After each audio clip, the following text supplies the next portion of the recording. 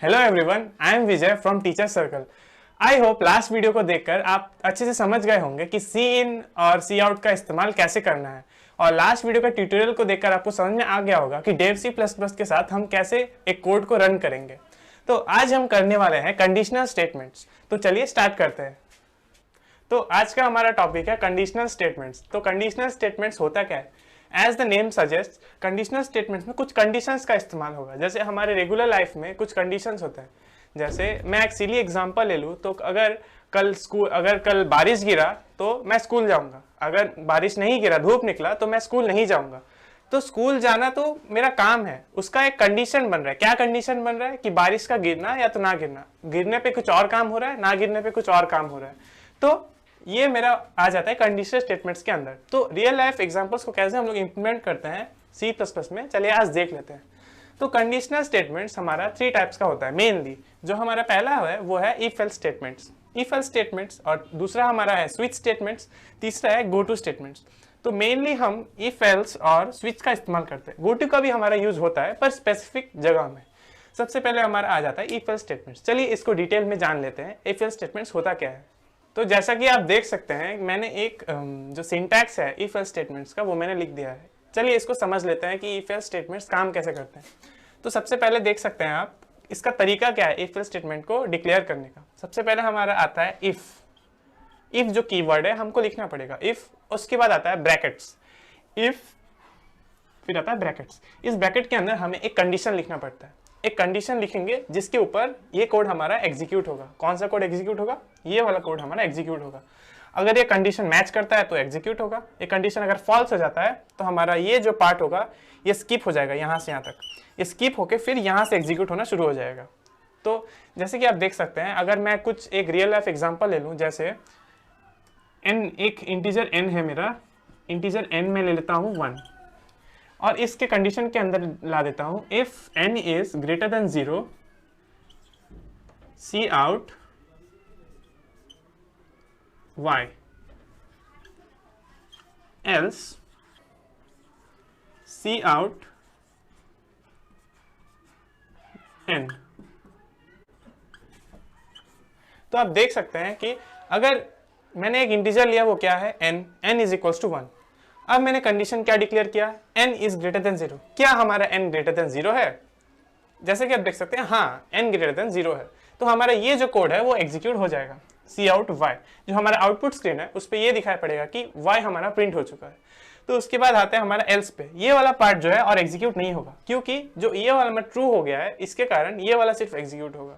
अगर ये फॉल्स होता, अगर यहाँ हम लोग लिखते हैं n इज ग्रेटर देन 2, क्या ये n ग्रेटर देन 2 है? नहीं है। तो हमारा एल्स वाला पार्ट ये एग्जीक्यूट होगा और वहाँ पे डिस्प्ले में n हमारा प्रिंट हो जाएगा। तो चलिए एक और एग्जांपल देख लेते हैं कैसे हमारा ये इफ एल्स स्टेटमेंट एग्जीक्यूट करता है। सकते हैं कि मैं एक कोड लिखा हूँ, एग्जाम्पल कोड। इसमें आइए समझ लेते हैं कि इसमें क्या हो रहा है। सबसे पहले ये जो बेसिक स्ट्रक्चर है ये आपको अभी तक आ गया होगा अच्छे से। उसके बाद देखिए मैंने 2 वेरिएबल्स को डिक्लेयर किया है। 2 वेरिएबल्स कौन कौन सा है? x और y। इन 2 वेरिएबल्स को मैंने क्यों डिक्लेयर किया है? मैंने इनमें कुछ वैल्यू एंटर लिया है। देखिए C out enter the value of x, ये जो हमारा स्टेटमेंट है आउटपुट में प्रिंट हो जाएगा। उसके बाद जो सीन जो करेगा, क्या करेगा? x और वैल्यू का जो हमारा x और y का जो वैल्यू है वो इनपुट लेगा। ठीक है, हमने मान लिया कि x और y का वैल्यू इनपुट ले लिया। पहले मैंने ले लिया मान लो 5 और 10, और दूसरे बारे में मैंने ले लिया 10 और 50। और नीचे जो है एक सम वेरिएबल है, इंट सम, वो x और y को प्लस कर देता है। तो हमारा सम इस वाले में क्या स्टोर करेगा? 15 स्टोर करेगा। इसमें क्या स्टोर करेगा? 60 स्टोर करेगा। तो ये बहुत आसान सा चीज़ है जो कि आपको समझ में आ रहा होगा। चलिए इसके बाद क्या होना है वो हम देख लेते हैं। ये जो प्रोग्राम हमने कंटिन्यू किया था वहाँ मैंने क्या लिखा था? Sum is equals to x plus Y. तो वो सम, अब इसको देख लेते हैं इफ एल्स स्टेटमेंट में उसको कैसे इंप्लीमेंट करना है। सबसे पहले मैं क्या लिखता हूँ? If some greater than 20। तो सम ग्रेटर देन 20 हमारा कंडीशन हो जाता है। तो सम ग्रेटर देन 20 अगर होगा तो ये हमारा कोड जो है वो एग्जीक्यूट हो जाएगा। वही अगर फॉल्स हो जाएगा तो हमारा एल्स एग्जीक्यूट हो जाएगा। एल्स में क्या है? सम इज लेस देन 20। तो देख लेते हैं, सबसे पहला इनपुट्स हमने जो लिया था 5 और 10। 5 और 10 अगर हम लोग सम करेंगे उसको क्या आएगा, 15 आएगा, जो कि हमारा 20 से छोटा है। तो ये हमारा स्टेटमेंट फॉल्स हो जाता है। तो ये पार्ट हमारा स्किप हो जाएगा। स्किप होने के बाद कौन सा एग्जीक्यूट होगा, एल्स वाला एग्जीक्यूट होगा। उसमें क्या है हमारा C out sum is less than 20, जो कि सही है, हमारा एग्जीक्यूट हो रहा है। उसके बाद हम देखते हैं सेकेंड सेट ऑफ इनपुट्स क्या है हमारा, 10 है और 50 है। ये है हमारा सेकेंड सेट ऑफ इनपुट्स। 10 और 50 को प्लस करेंगे तो हमें 60 मिल रहा है, जो कि ऑब्वियसली 20 से बड़ा है। तो इसको अगर हम अगर इस कंडीशन में डालेंगे सम इज ग्रेटर देन 20, तो ये यहाँ क्या दिखाएगा, ये ट्रू है। ट्रू होगा तो ये वाला पार्ट हमारा एग्जीक्यूट हो जाएगा और एल्स वाला पार्ट हमारा स्किप हो जाएगा। तो ये अगर एग्जीक्यूट होगा तो हमारे आउटपुट स्क्रीन में क्या प्रिंट होगा, सम इज ग्रेटर देन 20। तो इस तरीके से हम कंप्यूटर को सिखा सकते हैं कि कब कैसे उसको बिहेव करना है इफ एल्स की मदद से। इसी चीज़ का इस्तेमाल करके हम एक कैलकुलेटर को डिज़ाइन करेंगे नेक्स्ट लेक्चर्स में, और वो कैसे काम करेगा मैं आपको एक ग्लिम्स दे देता हूँ। जैसे अगर यूज़र इनपुट डाल रहा है 2 + 3, मान लिया यूज़र इनपुट डाल रहा है 2 + 3, तो हमारा प्रोग्राम क्या करेगा, पहले 2 को देखेगा, फिर प्लस को देखेगा और 3 को देखेगा। तो वो इफ एल्स कहाँ लगाएगा, इफ एल्स यहाँ लगाएगा। इफ एल्स लगा के क्या करेगा, जब यहाँ प्लस साइन दिखे तो वो क्या करेगा, कंप्यूटर प्लस परफॉर्म करेगा। जब यहाँ पे हमें माइनस साइन दिखेगा तो कंप्यूटर क्या करेगा, माइनस। फिर मल्टीप्लाई तो मल्टीप्लाई, तो डिवाइड तो डिवाइड। तो इस तरीके से वो अलग अलग परफॉर्म कर पाएगा, कैसे, चेक करके कि वो क्या वो प्लस है, क्या वो माइनस है। स्टेटमेंट्स को, इस कंडीशन को एग्जीक्यूट करके वो चेक कर पाएगा। तो इसे यूज करके हम नेक्स्ट लेक्चर्स में एक कैलकुलेटर डिजाइन करेंगे। उसके बाद जान लेते हैं हम इफ एल्स का टाइप्स। इफ एल्स कितने टाइप्स के होते हैं, 2 तरीके के इफ एल्स स्टेटमेंट्स होते हैं हमारे। मेनली हमारा क्या है, सबसे पहला इफ एल्स लैडर, उसके बाद आता है nested if else. If else ladder आप समझ ही चुके होंगे, एज द नेम सजेस्ट एक लैडर की तरह दिखेगा हमारा। और हमारा नेस्टेड इफ एल्स क्या है, नेस्टेड का मतलब होता है एक के अंदर दूसरा।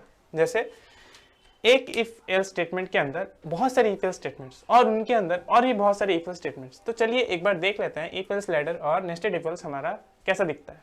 तो इफ एल्स स्टेटमेंट्स हमारा मेनली 2 टाइप्स का होता है, जैसे कि हमने डिस्कस किया था। पहला वाला हमारा है if else ladder. If else ladder दिखने में कुछ लैडर जैसा दिख रहा होगा, जैसे कि हमारा इसमें हम बहुत सारे कंडीशंस को कर पाएंगे। जैसे कि हमारा पहला हो गया इफ, इसके अंदर एक कंडीशन आएगा, उसके हिसाब से एक कोड एग्जीक्यूट हमारा होगा।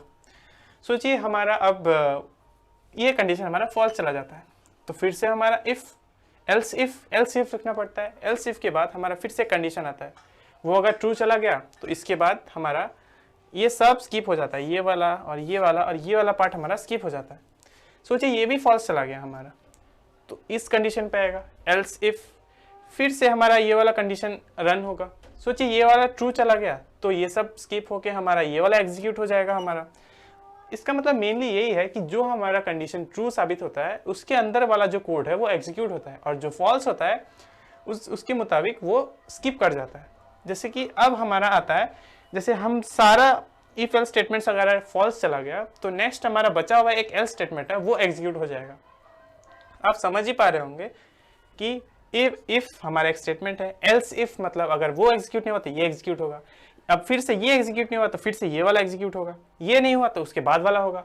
ऐसे कर करके अगर सब फॉल्स चला गया तो ये लास्ट एल्स स्टेटमेंट एग्जीक्यूट होगा, और अगर बीच में कोई ट्रू चला जाता है तो उसके बीच में जो कोड हमारा आता है वो एग्जीक्यूट हो जाएगा। तो ये था हमारा इफ एल्स लैडर। आप तो जानते ही होंगे कि मेरे वीडियोस 2 पार्ट्स में डिवाइडेड होता है। पहला पार्ट हमारा थ्योरी होता है, नेक्स्ट पार्ट हमारा प्रैक्टिकल होता है। तो प्रैक्टिकल में मैं अच्छे से समझाऊंगा कि इफ एल्स लैडर काम कैसे करता है। नेस्टेड इफ एल्स देख लेते हैं। नेस्टेड इफ एल्स में क्या है, एक इफ एल्स के अंदर और एक इफ एल्स आ रहा है, 2 भी आ सकता है, 3 भी आ सकता है, 4 भी आ सकता है। नेस्टेड के अंदर इफ एल्स लैडर भी आ सकता है। तो नेस्टेड का यही मतलब है कि एक के अंदर बहुत सारा चीज आना। जैसे एक इफ एल्स आपको बाहर का दिख रहा होगा, इस इफ एल्स के अंदर हमको ये हमारा ये दूसरा इफ एल्स हमें दिख रहा है, वो क्या कर रहा है, वो अलग एक कंडीशन परफॉर्म कर रहा है। इस इफ एल्स के अंदर और एक कंडीशन परफॉर्म करना होगा। तो जैसे कि मैं पहले भी एक सिली एग्जांपल ले चुका हूँ, वो एग्जांपल को कंटिन्यू करते हैं। जैसे कि पहले एग्जांपल के अंदर आ गया कि कल बारिश होगा, तो कल अगर बारिश होगा तो क्या एग्जीक्यूट होगा, मैं स्कूल नहीं जाऊंगा। तो दूसरा इफ के अंदर स्टेटमेंट में एग्जीक्यूट कर देता हूँ कि कल मेरा तबीयत अगर खराब है, तो अगर कल बारिश हुआ और तबीयत अगर खराब है तो मैं कल स्कूल नहीं जाऊंगा, एल्स मैं स्कूल जाऊंगा। अगर ये भी सारा फॉल्स हो जाता है तो भी मैं स्कूल जाऊंगा। समझ में आ रहा है आपको? जैसे कि फिर से मैं बता रहा हूँ, देखिए बारिश हो रहा है और तबीयत खराब है, दोनों करेक्ट है स्टेटमेंट्स, तो मैं कल स्कूल नहीं जाऊंगा। एल्स स्कूल जाऊंगा, और ये दोनों भी नहीं होता, जैसे मैं बारिश भी नहीं गिरा, धूप आ गया और मैं स्वस्थ हूँ तो मैं स्कूल जाऊंगा। तो इस हिसाब से हमारा जो बहुत सारे कंडीशंस को लगा के हम इसको यूज कर पाएंगे। जैसे हमारे रियल लाइफ में बहुत सारे एग्जांपल्स होते हैं जिसमें एक कंडीशन पे हमारा कोई एग्जीक्यूट नहीं होता काम, बहुत सारे कंडीशंस लगते हैं, तो उसके हिसाब से हमें करना पड़ता है। तो चलिए प्रैक्टिकल्स में हम देख लेते हैं कि इन दोनों का इस्तेमाल कैसे करना है, तो देख लेते हैं। Hello everyone, I hope you are doing well. तो हमने जैसे कि देखा इफ एल्स स्टेटमेंट, तो उसका एक प्रैक्टिकल देख लेते हैं आज। सबसे पहले जो मैंने स्टेटमेंट यहाँ लिखा है वो तो आप समझ ही चुके होंगे। जो स्टार्टिंग कोड है, ये प्रोग्राम बेसिकली ये दिखाता है कि दो नंबर्स के बीच में कौन सा बड़ा है या कौन इक्वल है। तो चलिए स्टार्ट करते हैं। सबसे पहले मैंने दो वेरिएबल्स लिया है, वो है इंट ए और बी। उसके बाद दोनों का मैंने इनपुट आउटपुट स्टेटमेंट्स लिख दिया है। जैसे कि आप देख सकते हैं, C out enter the value of A output होगा, enter the value of B output होगा, और ये जो सी इन ए और सी इन बी जो है ये हमारा इनपुट स्टेटमेंट्स। तो सबसे पहले चेक कर लेते हैं, if A greater than B, क्या ए बी से ज़्यादा है। तो अगर ये ट्रू होगा तो ये जो सेंटेंस है हमारा, ये हमारा एग्जीक्यूट हो जाएगा। तो क्या प्रिंट होगा, A is greater than B. फिर से अगर ये फॉल्स हुआ तो ये कहाँ स्किप होगा, फिर यहाँ आ जाएगा। इस जगह पे क्या लिखा है, if B is equals to A. Maths में हम एक इक्वल्स टू देते हैं, पर कंपैरिजन के लिए कंप्यूटर में दो इक्वल्स टू देना पड़ता है। तो b is equals to A. If b is equals to A then b is equals to A print हो जाएगा, सी आउट स्टेटमेंट। अगर ये भी फॉल्स चला जाता है तो हमारा लास्ट जो स्टेटमेंट है b इज ग्रेटर देन है, ये प्रिंट हो जाएगा। चलिए 3 केसेस देखें, हम चेक कर लेते हैं ये सही हो रहा है या नहीं।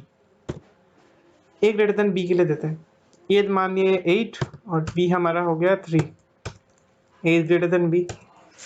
नेक्स्ट चेक करते हैं, a मान लिया देते हैं 1 और b मान लिया 9, b इज ग्रेटर देन है, हमारा प्रिंट हो रहा है, सही सही। नेक्स्ट हम लोग देते हैं दोनों इक्वल, जैसे -1 और b भी -1। अगर ये दोनों इक्वल है तो क्या प्रिंट होगा, चलिए देखते हैं, enter, b is equal to A. तो देख सकते हैं आप, ये प्रोग्राम हमारा सक्सेसफुली रन कर चुका है। चलिए नेक्स्ट प्रोग्राम देख लेते हैं, जो है पास या फेल। इसमें मैंने क्या लिया है, 3-4 वेरिएबल्स से लिया है, फिजिक्स, केमिस्ट्री, मैथ्स और एवरेज। फिजिक्स, केमिस्ट्री, मैथ्स जो है ये मार्क्स स्टोर करेगा, और एवरेज जो है हमारा इन तीनों का एवरेज स्टोर करेगा। सी आउट और सी इन स्टेटमेंट से मैंने इन सभी का वैल्यूज जो है इनपुट आउटपुट कर लिया है। Enter the marks in physics, chemistry, maths करके, C in physics, C in chemistry, C in maths करके मैंने सबका वैल्यूज को इनपुट ले लिया। अब एवरेज में क्या स्टोर होगा, इन तीनों का एवरेज। कैसे हम करेंगे, physics plus chemistry plus maths by 3। अब एवरेज आ गया मेरे पास। अब आता है if else condition, if average is greater than is equals to 40।